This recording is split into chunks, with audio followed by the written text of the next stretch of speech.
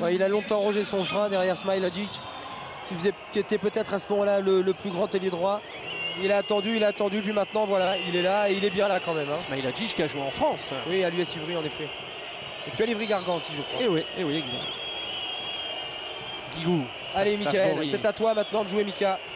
Mickaël Guigou en infériorité numérique, c'est lui qui anime le jeu français. Jérôme Fernandez oui, qui Jérôme tire. Et c'est un but en infériorité numérique, celui-là il vaut cher pour Jérôme Fernandez et pour l'équipe de France. C'est ce qu'on lui demande à Jérôme, d'attendre, de prendre le ballon et puis surtout de ne pas s'approcher. Avec le bras qu'il a à 10 mètres, ça suffit largement pour lui, surtout ne pas s'approcher. Moment clé de cette demi-finale des championnats d'Europe pour l'équipe de France. +4 face à la Croatie. Et infériorité numérique au cours de laquelle on est à 1 partout des deux côtés. C'est perdu. Ils sont en train de bafouiller leur handball, les Croates. Ils perdent de la fluidité. C'est beaucoup moins fluide qu'au début du match. Et Djomba qui essaye de rameuter les troupes, mais ça va être dur là. Parce que physiquement, ça doit pas être facile quand même. Comme vous l'avez dit tout à l'heure, il joue à 7 ou à 8. Et là, ça va commencer à peser lourd. Bertrand Gilles est revenu. Il le montre d'ailleurs, et c'est son frère Guillaume qui va aller au pivot. Les Français qui jouent avec deux pivots. Nicolas Karabatic qui avait la lunette ouverte. Et les Français, grâce à cette lunette ouverte, s'offrent un avantage de +5. Surtout ne pas relâcher en défense. Il faut vraiment imposer une défense de fer aux Croates. Il faut que ce soit très très difficile pour eux de nous marquer des buts maintenant. Puisqu'en attaque tout va mieux, il faut vraiment défendre encore, peut-être encore plus fort. Et vous avez aperçu sur le banc de touche le capitaine Olivier Giraud là, qui montre du doigt les Croates. Il s'est levé, le banc de touche français s'est levé. Il y a une grosse solidarité, c'est clair. Les Français qui sont très très proches de l'exploit. On vous rappelle que déjà en se qualifiant pour ces demi-finales des championnats d'Europe, les Français ont assuré leur qualification pour les prochains championnats du monde qui auront lieu en 2007 en Allemagne et les prochains championnats d'Europe qui auront lieu donc dans 2 ans en Norvège. Grâce à cette qualification, c'était une double belle opération pour l'équipe de France.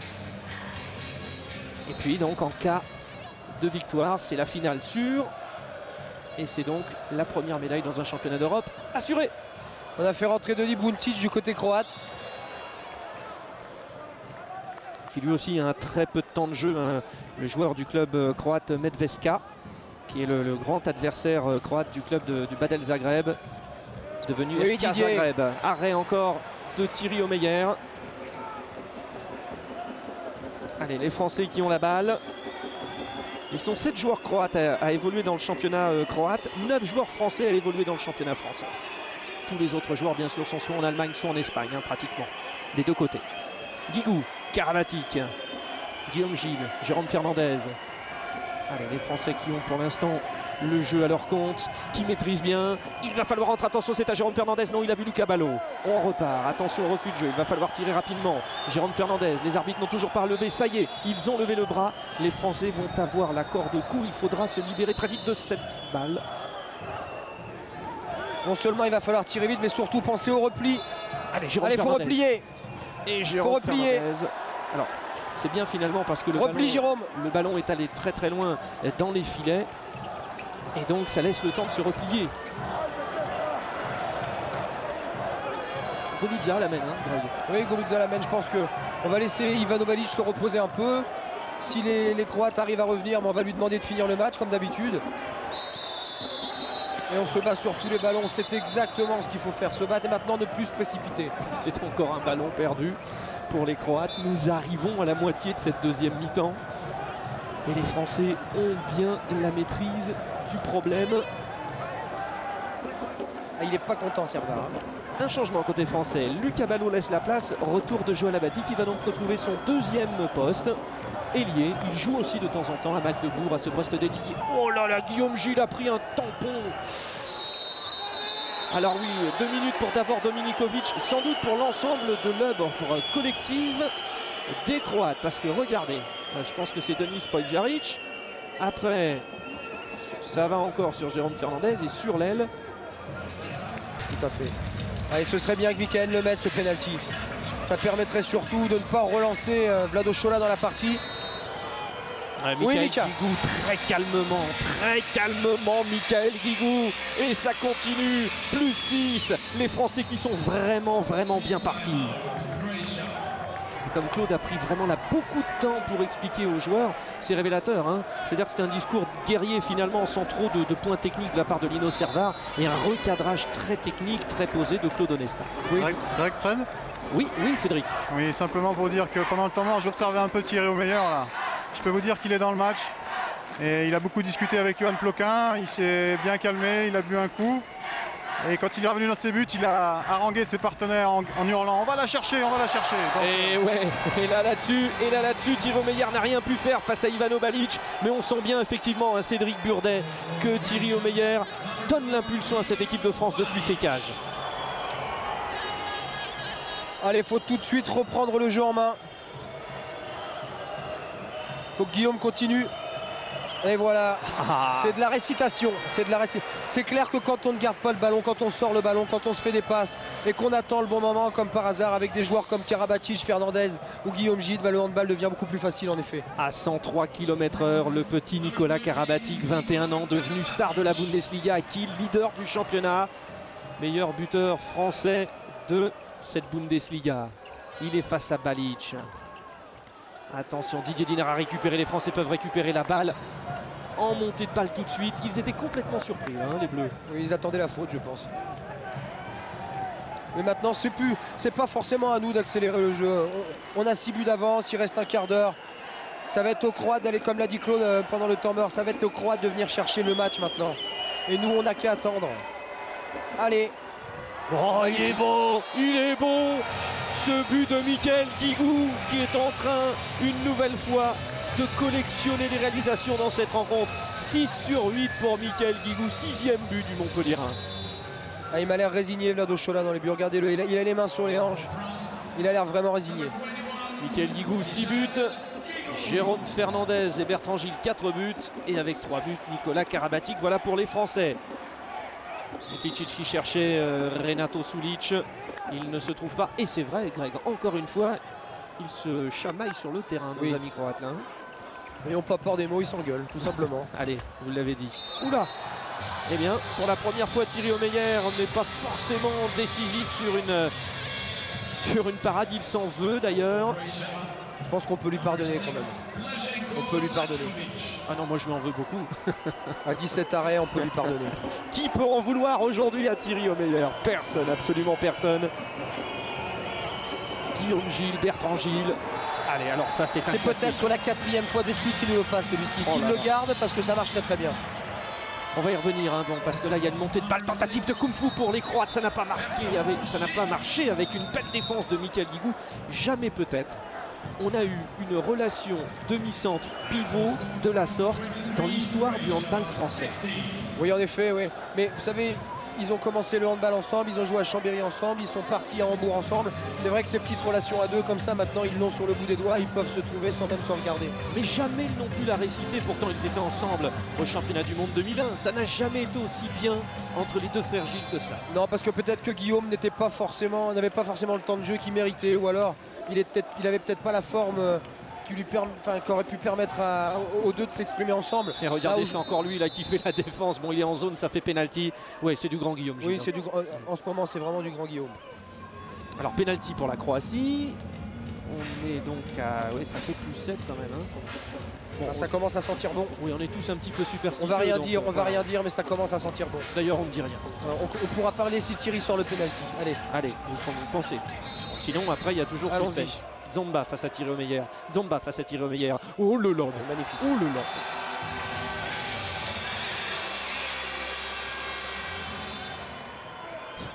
Faudrait peut-être essayer de tenter Johan Ploquin sur le prochain penalty, on ne sait jamais. D'autant que Johan Ploquin... Oh là. Ah oui, perte de balle des Français. Ouais, une petite mésentente, faut pas jouer à ça. Hein. Attention parce que les Croates peuvent revenir.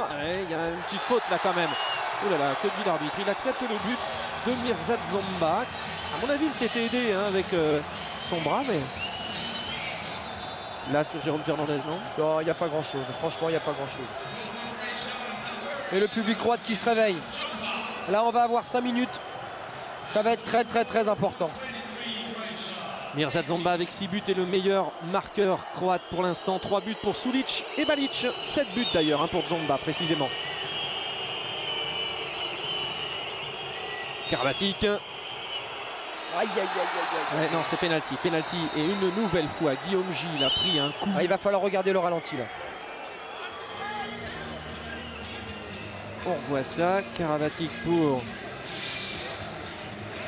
Qu'est-ce que vous en pensez, Frédéric? C'est-à-dire que dans la mesure où... C'est là qu'on va voir. Voilà, c'est là. C'est Mirsad Zamba qui est allé avec son genou dans le dos. Penalty, 2 minutes. C'est peut-être un peu dur. Allez, Vlado Chola, l'homme déroutant face à Michael Guigou. Oh, il lui fait quelque chose de tout simple mais de très énervant pour le gardien croate Sola.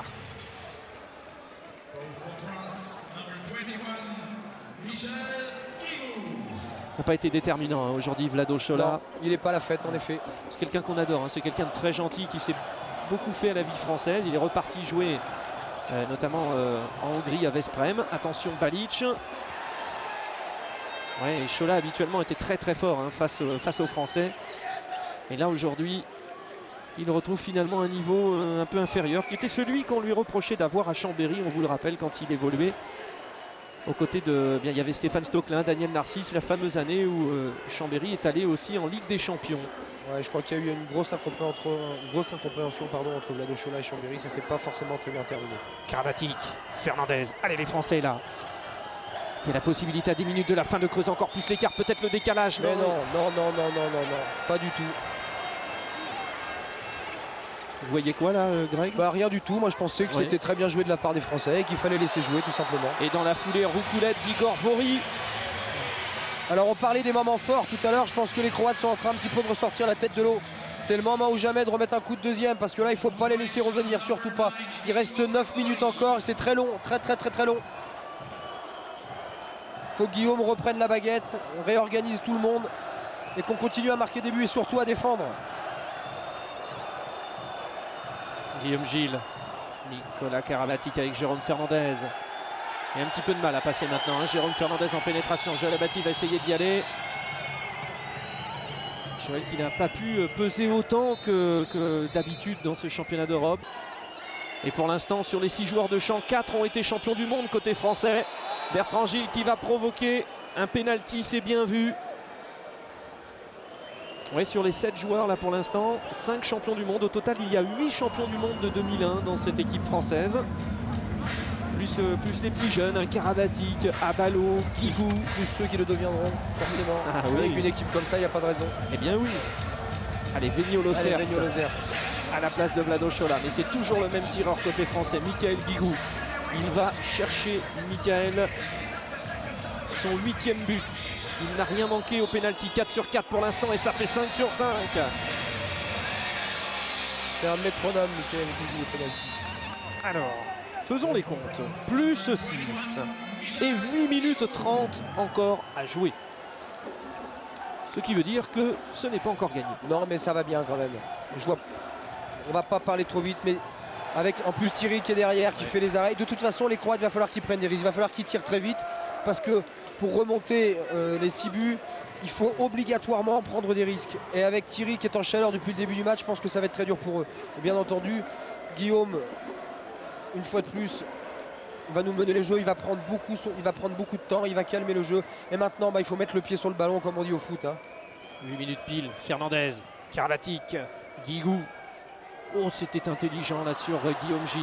Mais la balle est récupérée par les Croates. Montée de balle rapide, Dominikovic a passé à Spoljaric. Et sur l'aile, pas de souci pour Mirsad Zamba.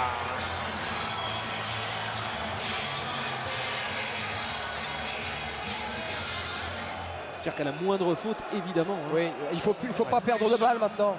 Quitte à perdre un ballon, autant tirer au but parce qu'au moins on prendra peut-être pas la contre-attaque aussitôt. 8 sur 10 pour Mirsad Zamba qui est le seul à avoir des grosses statistiques au tir côté croate. Hein. 43% seulement pour Mekicic et 25% seulement pour Laskovic, les deux artificiers. Oui, pour Mirsad Zamba, c'est un classique hein, quand même. Hein. Ça fait maintenant quelques années qu'il fait tous ses matchs à 6, 8, 10 buts, voire plus. Et pour Balic, pareil, hein, 33%. C'est pas énorme hein, les statistiques de la base arrière des Croates. Karabatic, Guigou, Guillaume Gilles. Allez, Jérôme. Peut-être pour Jérôme Fernandez, voilà qui s'est désaxé. Il faut savoir que c'est un droitier à droite. Là, à ce moment-là, il faut aller trouver un angle. Et il le trouve. 101 km/h. Ah, ça fait du bien, hein, quand on peut prendre la balle à 9 mètres comme ça et marquer des buts sans s'approcher de la défense, c'est vrai que c'est autre chose.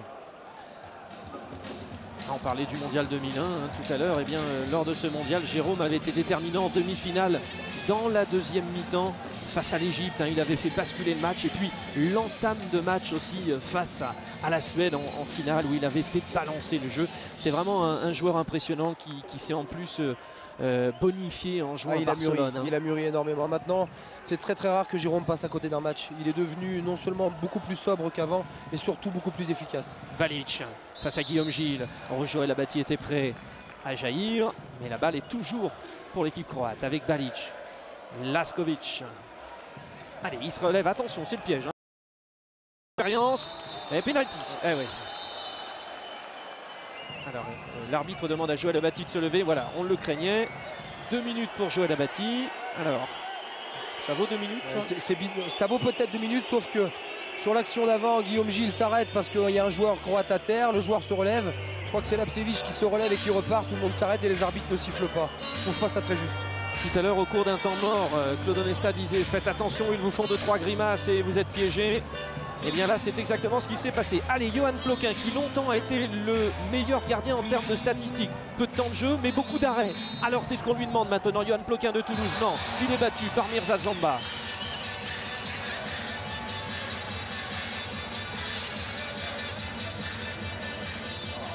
Les Croates vont défendre en 4-2, c'est-à-dire qu'ils vont vouloir récupérer des ballons. De toute façon, maintenant, ils n'ont plus le choix.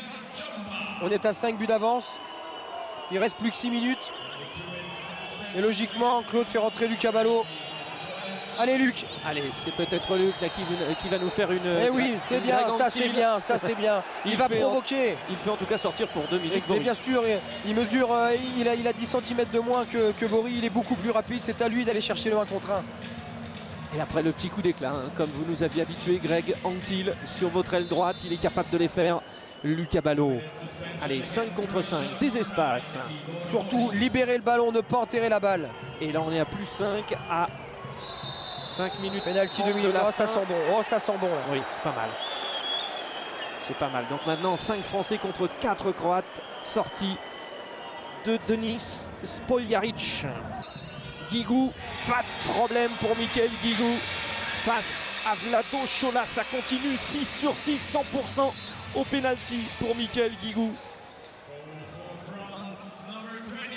Je calcule en même temps que je vous parle. Plus 6 et 5 minutes 20 à jouer. Allez, à 5 contre 4 en plus. Faut pas se laisser prendre extérieur. Allez, encore une fois, ce Thierry Omeyer est un rempart terrible. Il les aura écœurés du début à la fin. On va aller sur le petit tableau de nos statistiques là. Alors ça donne 19 arrêts sur 39 tirs. C'est phénoménal. 49% en demi-finale des championnats d'Europe face à la Croatie. Monsieur Thierry Omeyer, c'est inoubliable ça. Jérôme Fernandez. Allez, ne gardez pas la balle, lâchez les ballons. Guigou pour l'animation du jeu. Ce qui fait que Bertrand Gilles va partir de l'aile. Allez, la barre sur ce tir de Nicolas Karabatic. Attention, ils sont à 1 de moins. Oui, et oui, le fils de Jackson Richardson, le fils caché. Le nouveau Jack. Le nouveau Jack, il a une nouvelle fois grappillé les ballons, Luc Caballo. Il n'a plus qu'à se laisser pousser les cheveux maintenant. Je sais pas s'il est d'accord. Karabatic avec Guigou. Oh, extraordinaire. Mais comment il a fait ça? Il s'est blessé. Aïe, aïe, aïe. Mais comment il a fait ça? Comment il a fait ça? On va revoir. Alors, le ralenti, regardez, il se retourne comme ça. Vous pensez que... Ah, je pense qu'il s'est bien fait mal parce que la hanche a tourné. J'ai bien peur qu'il se soit fait mal. Ah mais Mika, je l'ai vu faire des choses absolument extraordinaires. Vous faisiez allusion tout à l'heure au fameux but en finale de Ligue des Champions dans le dos. Mais il nous en a mis d'autres encore. Hein. Il nous en a mis d'autres, Michael. Et puis en plus, il a que 24 ans, il est jeune et il va en mettre encore des buts. Oh j'espère qu'il ne s'est pas fait trop mal, Michael, parce qu'on a encore besoin de lui. Si on considère que l'équipe de France est qualifiée pour la finale, on a encore besoin de lui demain. Et en tout cas, on s'en rapproche parce que ça fait plus 7. Et là, il va rester 4 minutes 15 de jeu. Et regardez comme elle est belle, cette équipe de France. Quasiment impossible à remonter. Je dis bien quasiment impossible. Mickaël Guigou sort et qui le remplace? Le capitaine, ni plus ni moins, Olivier Giraud, le Parisien qui est rentré. Il y a des ressources aussi sur le banc de touche côté français. Laskovic face à Guillaume Gilles. Ivano Balic, les Français qui se rapprochent de leur première médaille dans un championnat d'Europe. Didier Dinard était dessus encore. C'est quand même pas de la grande Croatie quand même. Hein. On les a vus bien meilleurs. Hein. 5 contre 6, 5 Croates contre 6 Français. Il y a l'espace. Et quand phénoménal, il est phénoménal. Il y a toujours Thierry Omeyer. Il est phénoménal. Réussir ce que personne n'a jamais pu faire dans le handball français, une médaille au championnat d'Europe. Thierry Omeyer, 51% les amis. Des bonnes statistiques pour un gardien, c'est combien? C'est 39 Oui, enfin, pour Thierry, c'est un peu plus quand même, parce que ça fait quand même quelques temps qu'il nous fait des matchs où il est régulièrement à 16, 17, 18 arrêts. Mirza Zomba pour le 28-22. On est vraiment quand même superstitieux, Greg, parce qu'on aurait dû dire quand même déjà depuis un petit bout de temps que la France avait match gagné, mais on attend. Voilà. Bon, un mot sur le temps mort, Greg. Alors, logique, oui. Oui, Cédric Burnet. Des petites nouvelles de Mickaël Guigou. Là, je suis allé voir un peu sur le banc, j'ai demandé au kiné. Et en fait, bon, ça n'a pas l'air trop grave. Hein. Simplement, il a la hanche traumatisée un peu depuis le début de la compétition. À force de tomber, il a des bleus en fait. Et bon, il est retombé un peu dessus, mais ça n'a pas l'air trop méchant. Cédric, c'est beau ce qu'ils font, hein, vos coéquipiers. Hein. C'est pas mal, c'est pas mal. Ah, c'est magnifique, c'est formidable. Ouais, Cédric, évidemment, hein, qu'on remercie d'être à nos côtés. Blessé, c'est le grand absent de cette équipe de France sur ce championnat d'Europe. Et je ne veux pas remuer le couteau dans la plaie, mais c'était aussi le grand absent au championnat du monde en 2001. Heureusement, Cédric, il a un superbe palmarès. Il a une Ligue des Champions, il a des médailles de bronze, il a plein de choses. Mais chapeau en tout cas, Cédric, et merci d'être avec nous. Ah, c'est bien ce qu'ils nous ont fait, nos petits Français, aujourd'hui. Hein. Oui, parce que là, c'est gagné. Hein. C'est surtout, ils ont été sereins, ils ont vraiment bien posé le jeu. Il n'y a pas eu de panique, c'est propre. On peut dire que c'est propre. Allez, Olivier Giraud qui tente le kung fu. C'est bien défendu. C'est un peu gourmand, le kung fu. C'est pas grave, c'est pas grave. Attention, alors, il y a plusieurs choses qui se passent. Donc là, il y a un but en contre-attaque de Goran Sprem. Et de l'autre côté, Renato Sulic est allé voir Jérôme Fernandez en le menaçant de le frapper. Donc Vlado Chola a calmé tout le monde. On revoit le but de Goran Sprem. Jérôme Fernandez qui est le plus sympathique des garçons ne comprenait pas pourquoi Renato Sulic lui en voulait. Par contre, croyez-moi, Sulic c'est pas le plus sympathique. Hein, non. Au niveau des Croates, je crois qu'il n'y a pas un Français qui partira en vacances avec lui. Allez Luc, c'est pour toi ça. Ah oui. Allez, il y a de l'espace. Un petit coup de spectacle. Recule un peu. Olivier Giraud. Karabatic, Giraud, Karabatic, allez, c'est sur Vlado Chola, il reste 2 minutes, c'est bon, les Français peuvent dérouler et les Français peuvent profiter de ce moment intense de bonheur. Enfin, une finale d'un championnat d'Europe qui est quand même la compétition la plus relevée. Rappelons que le handball se joue quand même essentiellement en Europe. Quoi qu'il arrive, demain on aura une médaille. Ça c'est déjà une première chose de gagner. Si maintenant on pouvait décrocher l'or, ça serait pas mal aussi. Allez, Thierry Omeyer était dessus. 2 minutes pour Jérôme Fernandez. Alors là, bon. Bon, on va les laisser arbitrer comme ça tranquillement. Oui. Ça nous dérange plus maintenant. Ils peuvent siffler ce qu'ils veulent. Oui, je me demande pourquoi Jérôme Fernandez prend 2 minutes. Non, là c'est Guillaume Gilles. Alors pareil, même chose. Qui sort là? Et Guillaume Gilles et Jérôme Fernandez. Les 2 minutes sont pour Guillaume Gilles. Oui, ça s'explique peut-être un peu plus. C'est pas grave. Hein. Allez Thierry, 21 arrêts. Termine-nous ce match tout seul, comme un grand. Ah oui, pour passer les 50%. Ah, bien sûr, bien sûr. Pour rentrer dans l'histoire doublement. Et voilà. C'est le poteau. Il n'a pas touché. C'est pas grave, on va lui compter quand même aussi pour l'ensemble de son œuvre. Alors, il faudra juste regarder les statistiques officielles, hein, parce que ce sont elles qui font foi. Ça déroule. Et oui, vous entendez les supporters français qui crient « On a gagné ». Et bien gagné. Et dans cette Hallen Stadium où les places s'arrachaient à 150 €. Et c'est plein, 12 500 places. Nicolas Karlatic qui a tiré, il récupère. Les Français sont en finale des championnats d'Europe sur le banc de touche. Ça sautille de tous les côtés. À ballon, Karlatic. Bertrand Gilles pour Olivier Giraud. Et c'est un but du capitaine. Le symbole. C'est bien pour Olivier, il a pas joué, il a quasiment pas joué du match. Il rentre à la fin comme ça, c'est vrai que c'est pas un cadeau de rentrer à la 50e minute. Mais en tant que bon capitaine, voilà, il va jusqu'au bout du match. Et Olivier Giroud, en bon capitaine, a montré du doigt le clan des supporters français. Didier Dinard lui a emboîté le pas les 15 dernières secondes. Laskovic, Balic, allez, pour le bonheur, peut-être encore un arrêt de Thierry Omeyer pour finir en symbole, pour conclure l'histoire. Là, je crois que l'arbitre, ça méritait peut-être pénalty. Allez, les dernières petites secondes, il y aura un dernier tir. Didier Dinard s'excuse, il prend 2 minutes. Le chronomètre s'est arrêté à 1 seconde de la fin. Bravo les garçons, bravo les garçons. Ils ont réussi ce que personne n'avait réussi à faire auparavant. C'est beau. C'est beau. Voilà. Décidément, cette équipe de France de handball est historique. C'est la seule à avoir 2 titres de champion du monde dans le sport collectif français. La médaille de bronze à Barcelone et puis là maintenant une superbe médaille assurée au championnat d'Europe. La France est en finale après une victoire face aux ogres croates. Victoire des Français 29-23.